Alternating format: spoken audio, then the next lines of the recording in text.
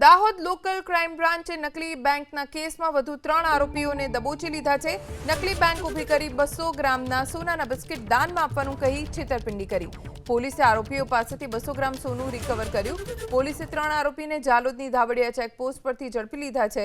ખેડાના દંતાલીના દીપક રાજપૂત, જોધપુરના લલિત રાઠોડની ધરપકડ, રાજસ્થાનના કુશલગઢના આદિલ મકરાણીની પણ ધરપકડ। દાહોદ ક્રાઇમ બ્રાન્ચે 28.60 લાખનું સોનું, કાર મળી કુલ 38.80 લાખનો મુદ્દામાલ જપ્ત કર્યો। પોલીસે 3 આરોપીની ધરપકડ કરી રિમાન્ડ મેળવવા કાર્યવાહી હાથ ધરી। જે સોની છે એ પોતે સોનું લઈ 200 ગ્રામ અને આરોપીની જે કથિત ઓફિસ કે જે ઉત્કર્ષ સ્મોલ ફાઇનાન્સ બેંકના નામે ઊભી કરી હતી, જે રાતોરાત ઊભી કરી હતી, ત્યાં પહોંચે છે, તેનું સેટઅપ વગેરે જોવે છે અને ત્યાં ઓફિસમાં એમને સોનું આપે છે।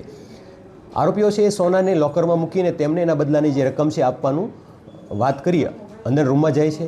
થોડી વાર બાદ એક બેગ આપે છે બહાર કે આમાં અડધા પૈસા છે, બાકીના પૈસા હું આપું છું એમ કે ફરી અંદર જાય છે અને એ જે લોકર રૂમ હતો એની પાછળ એક એમણે દરવાજો બનાવ્યો હતો। એક ખાનગી દરવાજાનો ઉપયોગ કરી અને આરોપી ફરાર થઈ જાય છે અને કોઈ પણ પ્રકારના પૈસા આપતા નથી।